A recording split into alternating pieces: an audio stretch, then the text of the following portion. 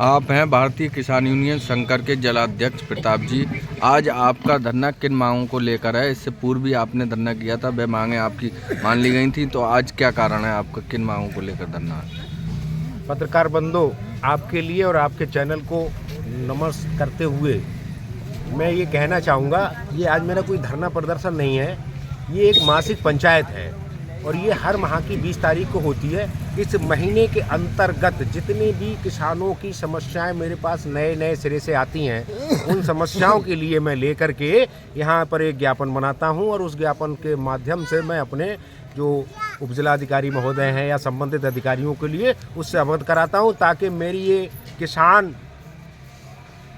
की जो समस्याएं हैं वो जो है उन पर जल्द से जल्द निस्तारण हो करके उन्हें उनका लाभ मिल सके।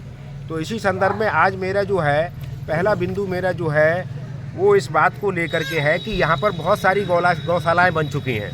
गौशालाओं में कुछ में तो मानक से अधिक गाय पहुँचा दी गई हैं, किसी में गाय का पता ही नहीं है। कई गांव से मुझे समस्याएं समझ में आ रही हैं कि लोग अपने निजी पशु बांध रहे हैं।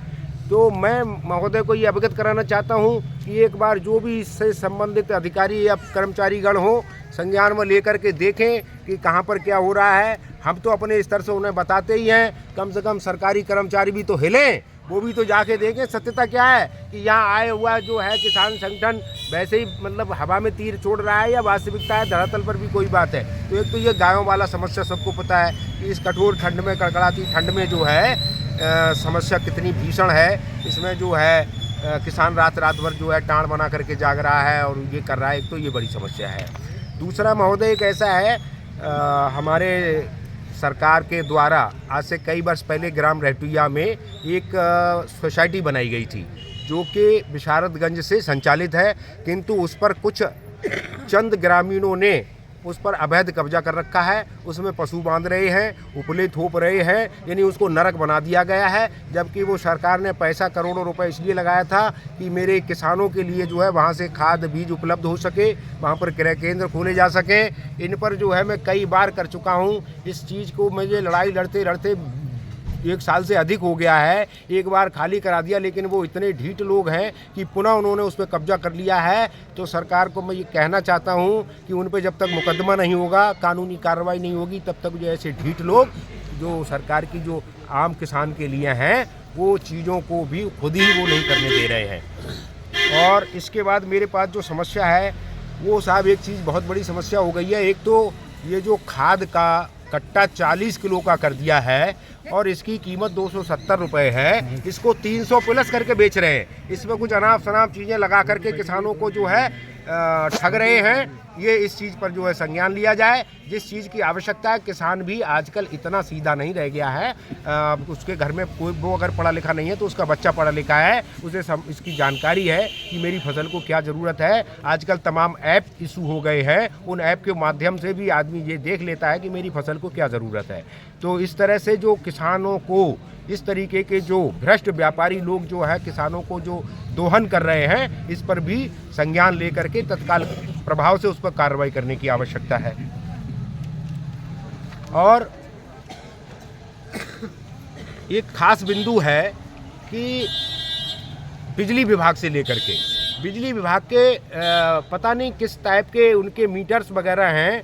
जान लिया किसी के उपभोक्ता के यहाँ 1 किलोवाट का लगा है और उस पर जो है कई हज़ार का बिल निकल के आ रहा है, जैसे कोई वो फैक्ट्री चला रहा है। तो ये बहुत बड़ी समस्या है। इससे क्या होता है कि जो सीधा साधा उपभोक्ता होता है वो डर जाता है। उसमें जैसे मेरे किसान भाई भी हैं, तो वो बेचारे फिर बिल देने से कतराने लगते हैं और वो उनको कुछ लोग गुमराह करने लगते हैं इसी विभाग के कि भाई ऐसा है, हमसे मिलना, हम आपको जो है इसका आधा करा देंगे, ये कराएंगे। बहरहाल वो एक तरीके से वो भ्रष्टाचार से संबंधित मैटर है। उन्होंने कहा आधे पैसे हमें देना, आधे में हम तुम्हारा सब काम करा देंगे। तो ये चीज़ें अच्छी नहीं हैं। ऐसे मीटर्स वगैरह अगर हैं तो कायदा में तो विभाग की ही जिम्मेदारी बनती है कि पहले तो वहाँ से जांच परख कर जो मानक के अनुसार सर्टिफाइड जो मीटर्स हैं उनको लगाया जाए, लोगों का दोहन ना किया जाए। तो इस चीज़ पर भी मैंने इसका एक बिंदु रखा हुआ है कि बिजली विभाग इस घोर लापरवाही को तत्काल प्रभाव से संज्ञान में लेकर के इसके निस्तारण कराने की कोशिश करें। इसके अलावा एक बिंदु मेरा जो है PWD की ओर से है, पहले भी मैंने अवगत कराया है, तो उस पर जो है अभी उनके जू नहीं रहेगी है। आंवला से अलीगंज मार्ग आपने देखा ही होगा कि कितने बबूल के पेड़ उस पर चढ़ गए हैं, उस पर खड्डे इतने हैं। कल ही मैंने कई गांव का भ्रमण करा, 15 गांव में घूमा था, तो मैं उसी रास्ते से देखा मैंने, हो सकता कोई कार्रवाई हो, बिल्कुल कार्रवाई नहीं हुई है, इसलिए मैंने ये बिंदु रखा है। चाहे आप बरेली रोड पर जाएं तो ये वन विभाग वाले पता नहीं क्या कर रहे हैं। अरे ग्रामीण सो कह देंगे तो इस ठंड के उसमें बेचारे बहुत तेरे आज भी गरीब है जो सिलेंडर नहीं भर पाते हैं, वही साफ कर देंगे। पहले तो इसके लिए बाकायदा बजट आता है, जिसके लिए बंदर बांट किया जाता है, कागजों में सारा काम हो रहे होते हैं, लेकिन हकीकत में नहीं होते हैं। तो महोदय को अवगत कराना है कि इन चीज़ों पर जो है मेरे बिंदुओं पर संज्ञान लेकर के तत्काल इन पर जो है उचित कार्रवाई कराने की कोशिश करें और आम जनता और आम जन के लिए न्याय दिलाने की कृपा करें।